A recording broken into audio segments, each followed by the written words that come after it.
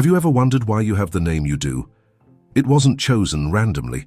Names in the Bible carry deep meaning, often tied to a divine purpose. Before you were even born, God knew your name, your path, and your destiny. Think about it. Every great figure in the Bible had a name with a purpose. Abraham, Moses, David, Mary. Their names were more than labels. They were marks of identity, mission, and promise. And your name? It may hold a message from God, a key to understanding your role in His greater plan. Stay with me because today we're going to explore the biblical significance of names and how they reveal hidden truths about your spiritual journey. And here's something important: certain names are connected to specific divine missions. Perhaps you've always felt that you were meant for something greater, something beyond the ordinary. Could it be that your name holds the first clue? I want you to do something. Drop your name in the comments and see if you identify with its biblical meaning. This isn't just an interesting fact. It's a way for us to build a community of faith, a place where we can reflect together on God's purpose for our lives. So if you enjoy content like this, subscribe to the channel and stay until the end, because we'll be revealing some of the most powerful biblical names and their significance. And trust me, by the time we finish, you'll never see your name the same way again. Names in the Bible are never meaningless. They serve as markers of identity, destiny, and transformation. When God changed someone's name, it was never just symbolic, it was a declaration of purpose. Think of Abram. He was called to be the father of many nations, but only when God renamed him Abraham did his true mission unfold. Jacob, whose name meant supplanter, wrestled with an angel and became Israel, one who strives with God. And Simon, an ordinary fisherman, became Peter, the rock on which Christ would build his church. Names are not accidental. They are prophetic. In Hebrew tradition, a name wasn't just a word, it carried weight, shaping a person's character and future. Even Jesus, whose name means "the Lord saves," came with a name that defined his ultimate mission. And what about you? Your name may be pointing to something deeper, something beyond what you see. Have you ever thought about the spiritual meaning behind it? Today, we will uncover the biblical significance of some of the most powerful names, starting with one that represents an unbreakable promise from God. If you want to uncover more biblical insights like this, make sure to subscribe and turn on notifications. Don't miss out. God may have a message for you in the next video that could change the way you see your faith and purpose. Abraham, a name that carries the weight of a divine promise.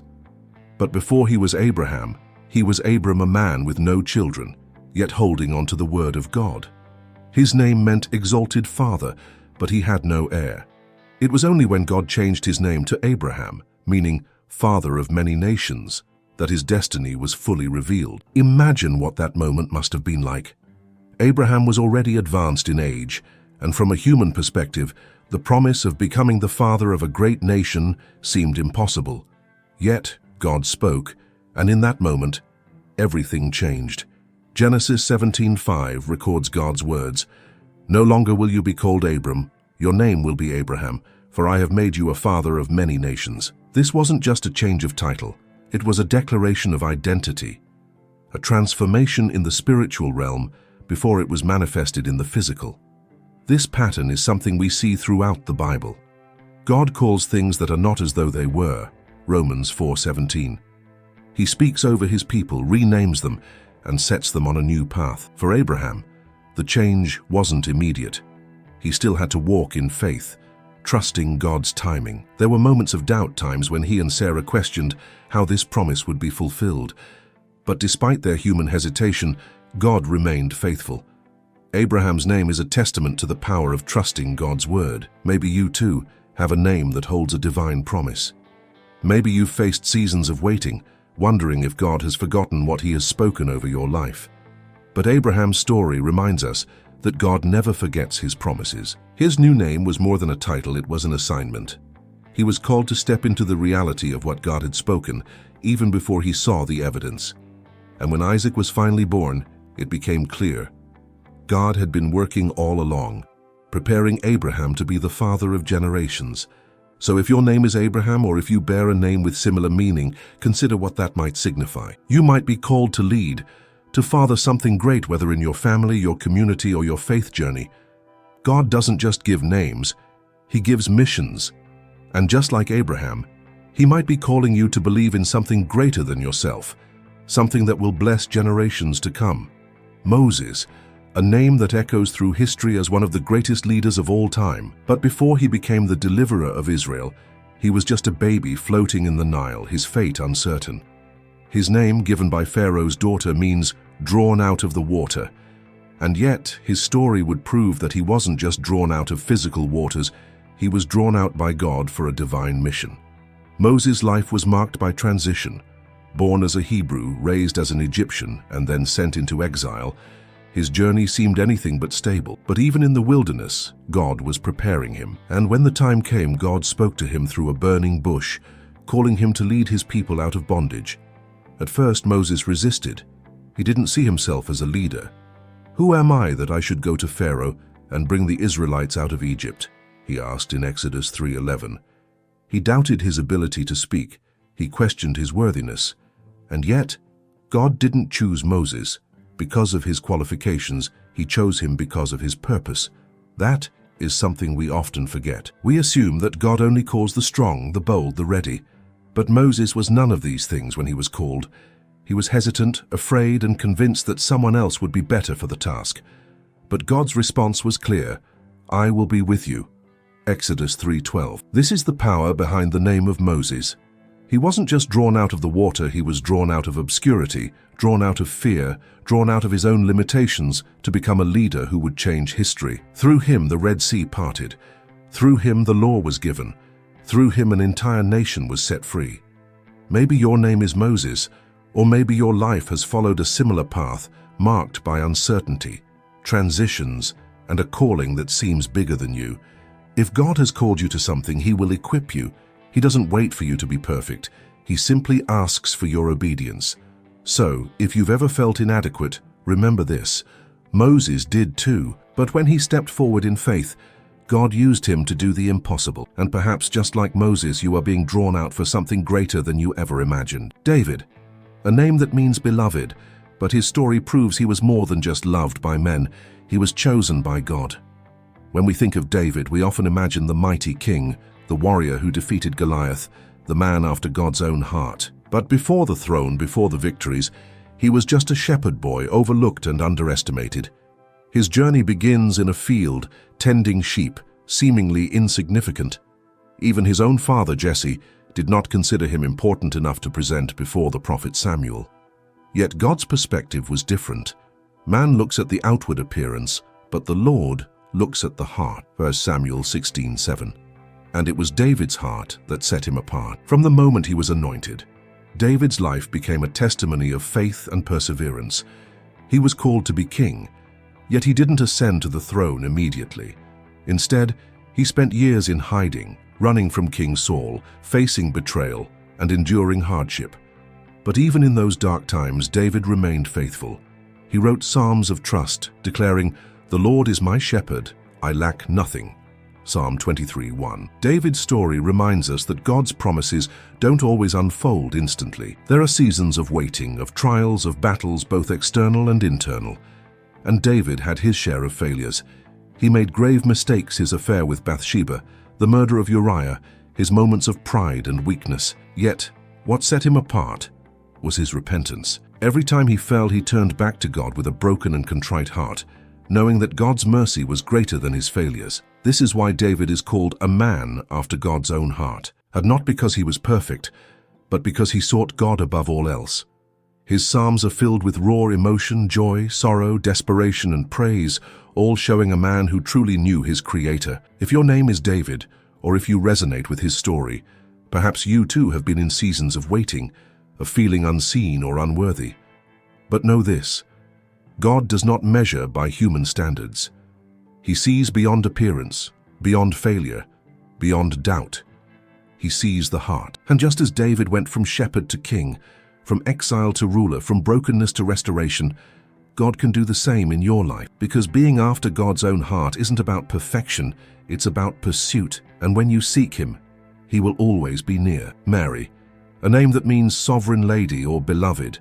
But in the biblical narrative, her life represents something even greater: grace, obedience, and divine favor. Out of all the women in history, God chose her to carry his son, to be the mother of the Messiah. And yet she was just an ordinary girl, living a quiet life in Nazareth, unaware that heaven had already written her name into the greatest story ever told. When the angel Gabriel appeared to Mary, his first words were not a command but a declaration. "Greetings, you who are highly favored. The Lord is with you." Luke 1:28. Imagine her reaction, young, unassuming, suddenly confronted with a calling beyond human comprehension. She was to give birth to the Son of God, a responsibility far beyond her years. And yet her response was simple. "I am the Lord's servant. May your word to me be fulfilled." Luke 1:38. Mary's strength was not in physical power or political influence. Her strength was in her surrender. She didn't demand to understand the details, nor did she resist God's will. Instead, she embraced it fully, knowing that her life was now in His hands. But choosing obedience to God does not mean an easy path. Mary's life after that moment was filled with challenges. She faced whispers, suspicion, and the weight of raising the Messiah. She saw the miracles, the teachings, the growing following of her Son, and then she stood at the foot of the cross, watching Him suffer a pain no mother should endure. Still, Mary remained steadfast. From the cradle to the cross, she was there. She didn't abandon her calling when it became difficult. Her faith was not built on circumstances, but on the certainty that God's plan was greater than her own understanding. And this is what makes Mary's name significant. She represents the power of saying yes to God, even when it comes with uncertainty, sacrifice, or pain. If your name is Mary, or if you feel a connection to her story, perhaps you too are being called to something that feels overwhelming. Perhaps God is asking you to trust Him with a plan you don't fully see yet. Mary's life teaches us that favor isn't about comfort, it's about calling. And when God calls, the greatest thing we can do is respond as she did. Let it be done according to your word. Because those who trust in the Lord will always be part of something greater than themselves. If this message is speaking to you, take a moment to like this video. It helps more people discover these biblical insights. And tell me in the comments, does your name carry a deeper meaning for you? Let's reflect together on God's purpose. Joseph, a name that means God will add a fitting meaning for a man whose life was marked by divine increase, even in the face of hardship. His story is one of betrayal, endurance, and, ultimately, redemption. But above all, it is a story of purpose, of how God can take what was meant for harm and turn it into something good. Joseph was the favored son of Jacob, and his life seemed promising. But that favor made him a target of jealousy. His own brothers, consumed by envy, stripped him of his robe, threw him into a pit, and sold him as a slave. Imagine the heartbreak. One moment, he was a beloved son. The next, he was bound in chains, heading toward an unknown future. But Joseph's life was never out of God's hands. Even as a slave in Egypt, he prospered. He became the overseer of Potiphar's house, gaining trust and responsibility. Yet, another trial awaited him. Falsely accused by Potiphar's wife, he was thrown into prison. Again, his circumstances seemed hopeless. Yet even there, God's favor was upon him. He interpreted dreams, displaying a wisdom that could only come from the Lord. Then came the turning point. Pharaoh had a dream no one could interpret, and Joseph, forgotten for years, was suddenly remembered. He stood before the most powerful ruler in the world, not as a prisoner, but as a messenger of God. With divine insight, he revealed the meaning of Pharaoh's dream, and in an instant went from the depths of a dungeon to the heights of power, becoming second in command over all of Egypt. This is the essence of Joseph's name. God adds. He adds wisdom, favor, and restoration to those who remain faithful even in trials. Joseph could have become bitter. He could have allowed betrayal and suffering to harden his heart. Instead, he chose to trust in God's plan, knowing that what others meant for evil, God intended for good. Genesis 50:20. If your name is Joseph, or if you resonate with his journey, perhaps you too have faced seasons of betrayal, of feeling forgotten, of waiting for God's promises to unfold. But Joseph's life reminds us that delay is not denial. Sometimes God uses the very trials we endure to position us for something greater. Joseph's story teaches us that true leadership is not about power, but about stewardship. It's about being faithful with what God places in your hands, no matter where you are. And when the time is right, He will lift you up, just as He did with Joseph, because every dream given by God will come to pass. Samuel, a name that means God has heard, and his story is a testament to that meaning. He was the answer to a desperate prayer, a child born out of faith, and a prophet who would change the course of Israel's history. From the moment of his birth, Samuel's life was marked by divine purpose. His story begins with his mother, Hannah, who longed for a child but was barren. In her anguish, she cried out to God, vowing that if he granted her a son, she would dedicate him to the Lord's service. And God heard her. Samuel was born, and true to her promise, Hannah brought him to the temple, where he was raised under the care of Eli, the priest. Samuel's childhood was unlike any other. While other children were playing, he was growing up in the presence of God. Then came the moment that would define his life, a voice calling his name in the middle of the night. Confused, he ran to Eli, thinking it was the priest who had spoken, but it wasn't Eli. It was God. "Speak, Lord, for your servant is listening," Samuel finally responded. 1 Samuel 3:10. And with that, his prophetic journey began. From that day forward, Samuel became a bridge between God and his people. He was the last of the judges and the first of the prophets, anointing both Saul and David as kings. His life was one of obedience, integrity, and unwavering faithfulness to God's voice. Unlike many leaders of his time, Samuel never sought power or personal gain. He simply listened and obeyed. But Samuel's story also teaches us something profound about spiritual sensitivity. He heard God's voice at a time when revelations were rare. In a world filled with noise, distractions, and spiritual darkness, Samuel's heart remained open. And because he listened, God used him in ways no one could have imagined. Perhaps your name is Samuel, or maybe like him, you've felt the call of God from an early age. Maybe you've sensed his voice, even when others haven't understood. If so, Samuel's story is a reminder that those who are willing to listen will always be guided. God is still speaking.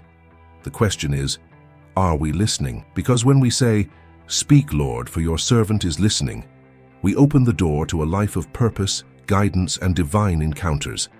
And like Samuel, those who hear and obey will always find themselves at the center of God's will. Rachel, a name that means ewe or lamb, symbolizing gentleness and devotion. But behind the softness of her name lies a story of deep love, perseverance, and sacrifice. Rachel was not just known for her beauty, she was a woman whose life was marked by waiting, by longing, and by a love that endured beyond time. Her story begins when Jacob first saw her. It was love at first sight, and he was willing to do whatever it took to marry her. He agreed to work 7 years for her hand, but in a cruel twist he was deceived by Laban, her father, and given Leah instead.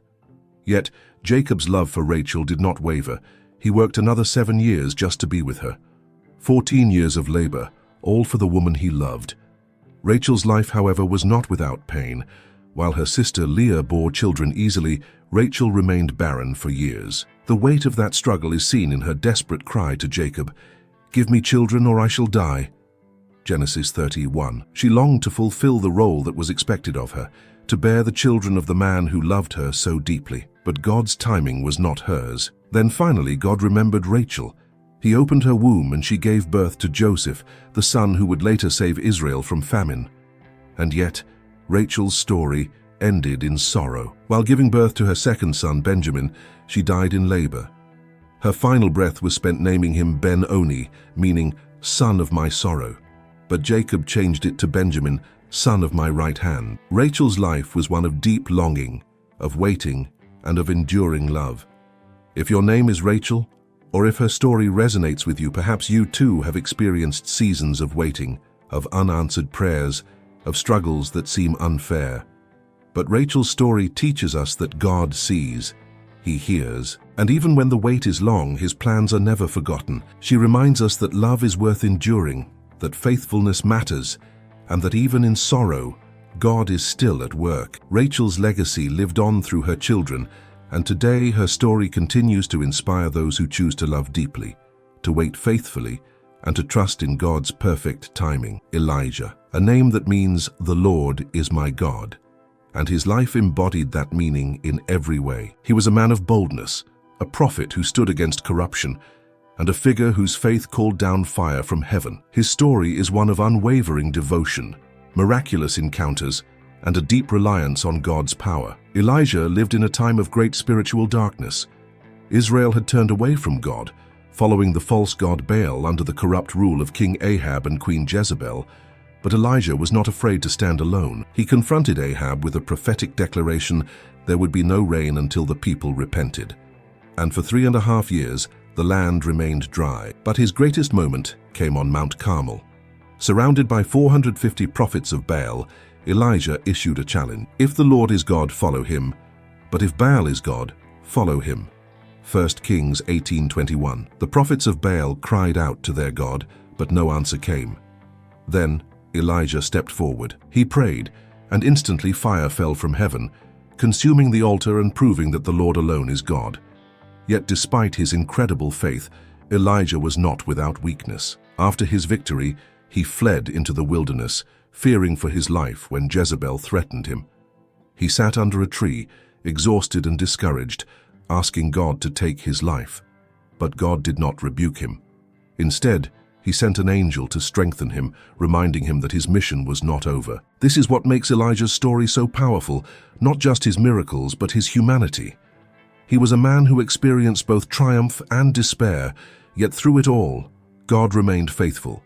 He was one of the few in history who never saw death. God took him to heaven in a whirlwind, a sign of divine approval over his life. If your name is Elijah, or if his story speaks to you, perhaps you too are called to stand firm in your faith, even when it feels like you are alone. Elijah's life reminds us that God is powerful, that he answers prayer, and that even in our weakest moments he sustains us. Faith is not about never feeling afraid, it's about trusting God despite the fear. And like Elijah, those who declare the Lord is my God will always see his power at work. Esther, a name that means star, and indeed, she shined brightly in one of the darkest times in Israel's history. Her story is one of courage, divine positioning, and obedience to a purpose greater than herself. Though she began as an orphan, she was chosen to be queen, not for luxury, but for a mission that would save an entire people. Esther lived in Persia, where the Jewish people were exiles. She was raised by her cousin Mordecai, who taught her to fear God even in a foreign land. When King Xerxes sought a new queen, Esther was taken to the palace, where she found favor and was crowned. Yet her identity as a Jew remained a secret. Then came the crisis. Haman, an official in the king's court, plotted to destroy all Jews. He manipulated the king into issuing a decree of death, and the fate of God's people seemed sealed. But Mordecai saw something greater at work.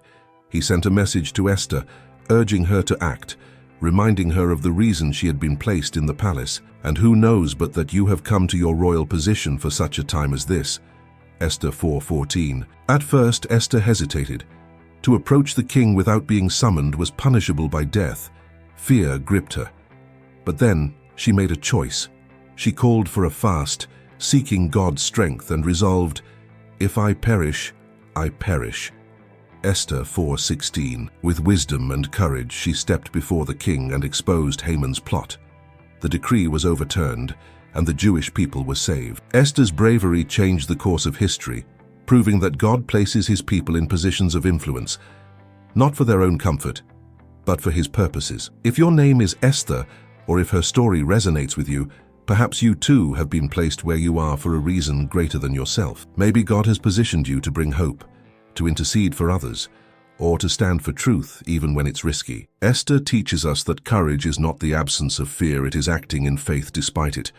And when we trust God, he turns ordinary moments into extraordinary purposes. Your life, like Esther's, may be part of a plan far greater than you can imagine. The question is, will you step forward when the time comes? Peter, a name that means rock. But before he became the foundation of the early church, Peter was anything but steady. He was impulsive, outspoken, and at times filled with doubt. Yet Jesus saw something in him that others didn't. He saw a man who, despite his weaknesses, would become a pillar of faith. Peter's journey began as a simple fisherman. When Jesus called him, he didn't hesitate. He left everything behind to follow the Messiah. From that moment on, his life was transformed.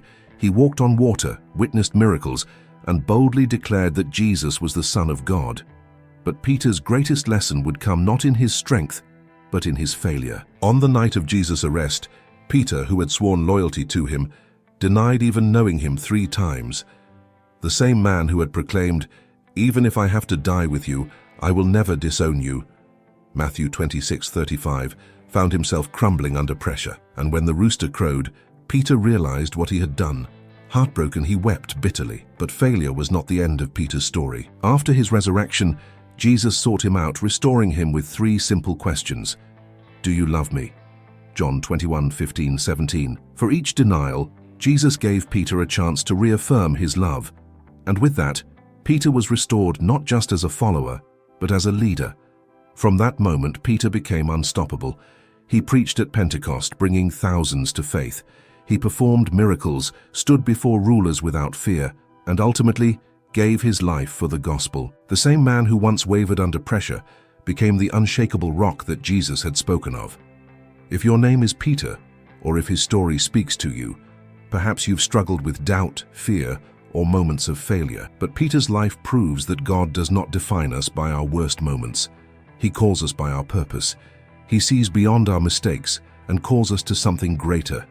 Peter teaches us that faith isn't about never failing, it's about getting back up. It's about believing that God's grace is greater than our weakness.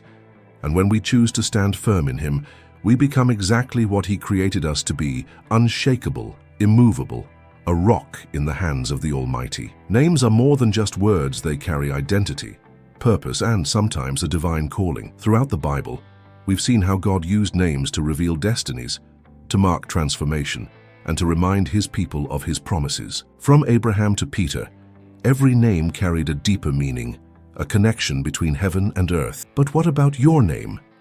Have you ever wondered what it might mean in God's plan?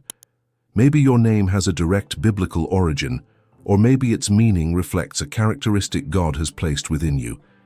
Even if your name isn't found in the pages of Scripture, that doesn't mean it lacks significance. After all, the most important thing isn't the name itself, it's the identity God has given you. The truth is, God calls each of us by name. Isaiah 43:1 reminds us, "Fear not, for I have redeemed you. I have called you by name. You are mine." This means that beyond the letters that make up your name, God sees who you truly are. He knows your past, your struggles, your victories, and your potential, and He has a purpose for you. Maybe you've felt insignificant, overlooked, or unsure of your place in this world. But remember, so did many of the people we talked about today. David was just a shepherd. Esther was an orphan. Peter was a fisherman. Yet in God's hands they became kings, leaders, and history makers. So as we close, I want you to reflect on this. What is God speaking over your life? What calling has He placed on your heart? If you're unsure, ask Him. Seek Him in prayer and He will reveal His plans in time. I also want to invite you to share your name in the comments. Let's build a community where we encourage one another, where we recognize that no matter what our name is, we are all called by the One who never forgets us. And if this message has spoken to you, make sure to like this video and subscribe for more content like this. Because just as God had a plan for Abraham, Moses, Mary, and Peter, He has a plan for you, and the journey to discovering it starts with one step of faith.